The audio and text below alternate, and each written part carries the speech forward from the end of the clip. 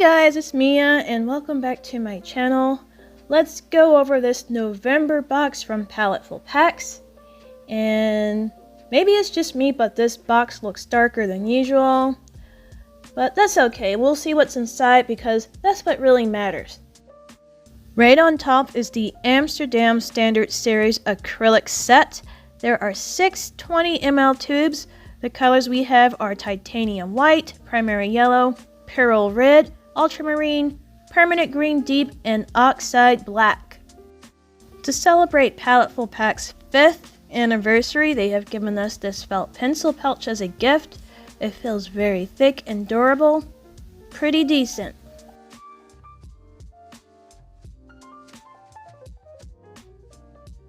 Next we have this Crescent canvas textured board. It's a 3-pack and the canvases are 8 by 10 inches. These textured canvas boards are good for acrylics and oil pastels. We also have this 8 by 10 stretch canvas by Art Alternatives. The canvas is acid free and comes primed already with gesso.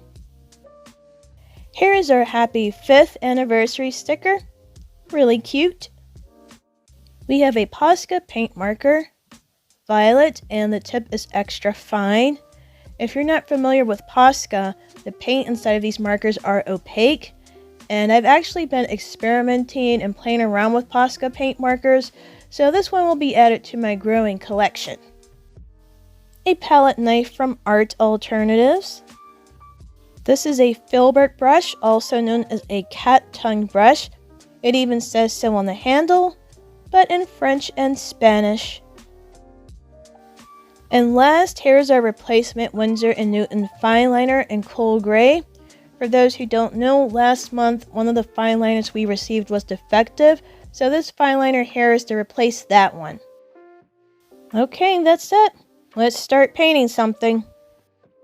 Here are the tubes of paint, and if you look at the front of each tube, it tells you which colors are opaque and which ones are semi-transparent. So the only opaque colors in this set are the titanium white and the oxide black. The image I'm about to paint, a jello mold, is from Pinterest, and I'll post a link of it in the description. So I sketched the image straight onto the canvas using a colored pencil, and I plan on painting this in a loose style.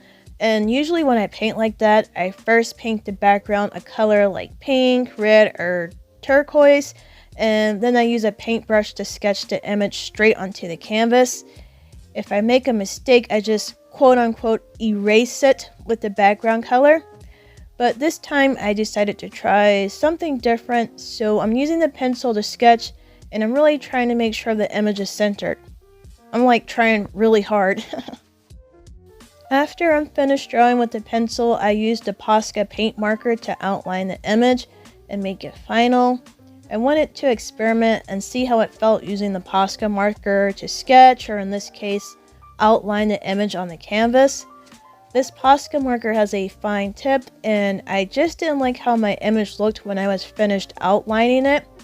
I'm used to my paint sketches having broader strokes, if that makes sense, but I think next time I'll try a paint marker with a larger tip, and that might make a difference.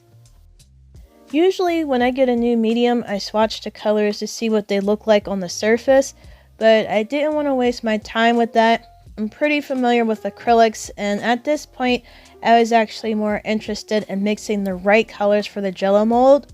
I think this is a good acrylic set because it's a limited palette. You get the primaries plus black and white, and that forces you to mix other colors like your secondaries and neutral colors. As for the other items in the box, I didn't use the palette knife. I just didn't feel like using it. The replacement fine liner worked. I didn't use it in this painting, but I used it to write something down, and yeah, it works. The textured canvas board I didn't use because I wanted to paint something nice on the stretched canvas and hang it up in my kitchen.